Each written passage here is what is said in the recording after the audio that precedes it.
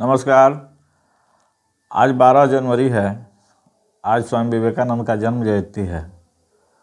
मैं चाहता हूं कि आज उनके बारे में कुछ कहा जाए। मित्रों, स्वामी विवेकानंद 12 जनवरी 1863 ईस्वी में कलकत्ता के एक प्रतिष्ठित परिवार में नरेंद्र दत्त के रूप में जन्म लेते हैं और बाकी उनकी कथा सब लोग जानते हैं, उनका इतिहास सब लोग जानते हैं। नरेंद्र दत्त आगे चल के स्वामी विवेकानंद होते हैं। उनके गुरु रामकृष्ण परमहंस थे। रामकृष्ण परमहंस के साथ मिलने के बाद उनका आध्यात्मिक उन्नति होता है और धीरे धीरे वो सन्यासी हो जाते हैं, स्वामी विवेकानंद हो जाते हैं। गुरु के मृत्यु के पश्चात जितने शिष्य थे रामकृष्ण परमहंस जी के 10-12 शिष्य लगभग थे, उसमें सबसे बड़े होने के नाते इन्हीं के ऊपर दायित्व था सबका पालन पोषण करने का।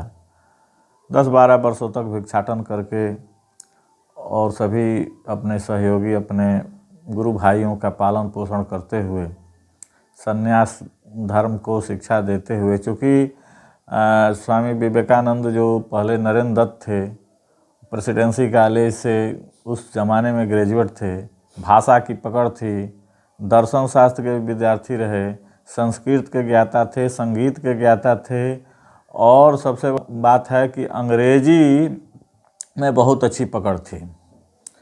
10-12 वर्षों के बाद उन्होंने कहा कि भाई मुझे तो भ्रमण करना है और देश दुनिया में जो हिंदू धर्म के प्रति लोगों के मन में एक घृणा का भाव है, विदेशी जो हमें घृणा के भाव से देखते हैं और स्वयं भारत के लोग भी अपने आप को घृणा के भाव से देखने लगे हैं, क्योंकि दुष्प्रचार ऐसा होता था कि भारत एक सांपों का देश है, मच्छरों वाला देश है, जादू टोना वाला देश है, दंगा फसाद वाला देश है।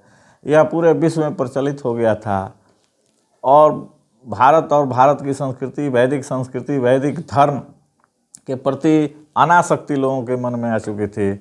उस समय नरेंद्र दत्त जो स्वामी विवेकानंद के रूप में सन्यासी हो चुके थे, उन्होंने फैसला किया कि अपनी मुक्ति की बात पहले छोड़ दी जाए।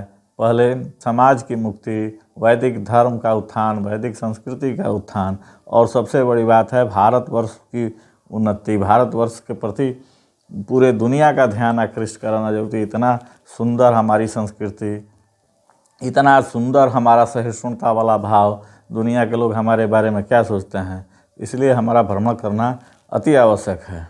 घूमते घूमते पूरा भारतवर्ष घूमते हुए खेतड़ी महाराज के पास पहुंचते हैं, वहाँ रहते हैं, वहाँ जाते हैं और चर्चा होती है धर्म के बारे में, सब कुछ के बारे में। खेतड़ी महाराज बहुत प्रभावित होते हैं और उनको उस समय 11 सितंबर 1893 ईस्वी को शिकागो में विश्व धर्म सम्मेलन होने वाला था। इसकी जानकारी महाराज को थी। उन्होंने अपने खर्चा पर स्वामी विवेकानंद को अमेरिका भेज दिया। अमेरिका जाने के बाद विभिन्न कठिनाइयों के बाद आखिरकार उस धर्म सभा में स्वामी विवेकानंद पहुंच ही गए और जाते ही उन्होंने वहाँ जब 11 सितंबर 1893 ईस्वी को धर्म सभा की शुरुआत हुई, उन्हें जब बोलने का मौका मिला, शुरुआत उन्होंने किया अमेरिका वासी बहनों तथा भाइयों, तालियों की गड़गड़ाहट से गूंज उठी थी वह सभा। 7,000 के लगभग उसमें लोग श्रोता थे। Sisters and brothers of America,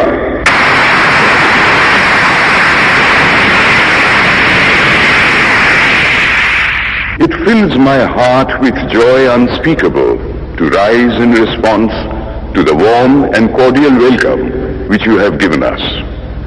I thank you in the name of the most ancient order of monks in the world.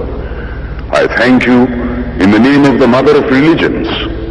And I thank you in the name of the millions and millions of Hindu people of all classes and sects. My thanks also to some of the speakers on this platform who, referring to the delegates from the Orient, have told you that these men from far-off nations may well claim the honor of bearing to different lands the idea of toleration. बहुत आश्चर्य की बात नहीं, हमारे यहाँ के लिए बहुत आश्चर्य की बात नहीं है कि भाषण में कहना प्यारे भाइयों बहनों, ये तो हमारे लिए आम बात है, लेकिन अमेरिका के लोगों के लिए आम बात नहीं थी। वहाँ लेडीज एंड जेंटलमैन कहा जाता था। पहली बार किसी ने कहा था अमेरिकावासी भारत भाइयों और बहनों, उनको लगा कि यह एक अलग आदमी है। जाते हैं उन्होंने कहा कि हम उस देश से आते हैं जो हमेशा सहिष्णुता और सर्व धर्म समभाव की बात करने वाला है। हम करोड़ों हिंदुओं के तरफ से आपका अभिनंदन करने आए हैं। और इस तरह का भाषण उन्होंने दिया कि भारतवर्ष का मान बढ़े, भारत हिंदू धर्म के प्रति लोगों का मान बढ़े।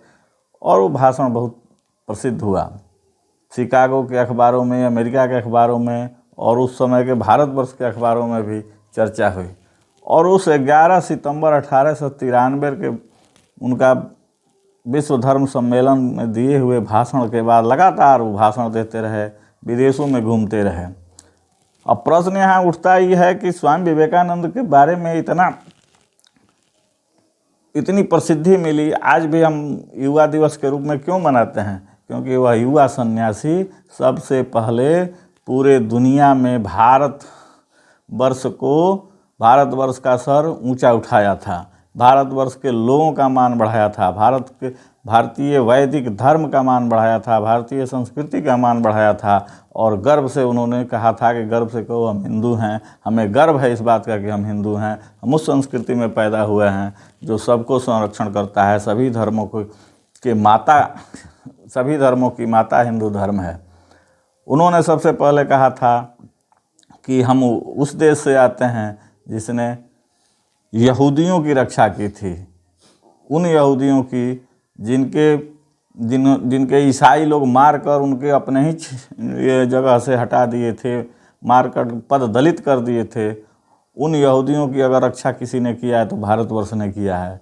हम उन पारसियों की रक्षा करने वाले हैं जिन्हें उनके अपने जन्म स्थान से ही भगा दिया गया था। वैसे लोगों की हम रक्षा करने वाले, सहिष्णुता का पाठ अगर कोई पढ़ाने वाला है तो वह भारतवर्ष है।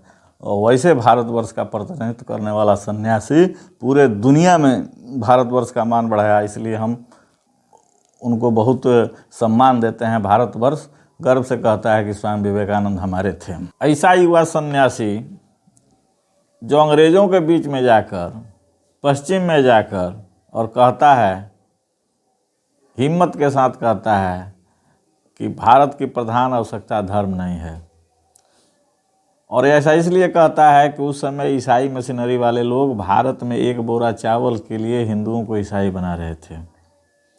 तो जाकर वहाँ डटकर उनके सामने कहता है वह युवा सन्यासी कि हमें तुम्हारे धर्म की आवश्यकता नहीं है, भारत के लोग धर्म में निपुण हैं, जो निरक्षर है वो भी धर्म के बारे में जानते हैं, धर्म धारणा की चीज़ है। यह बात वहाँ के निरक्षर, भारतवर्ष के निरक्षर लोग भी जानते हैं। कि जन्म जयंती पर कोटिशः प्रणाम करते हुए अपनी वाणी को विराम देता हूँ।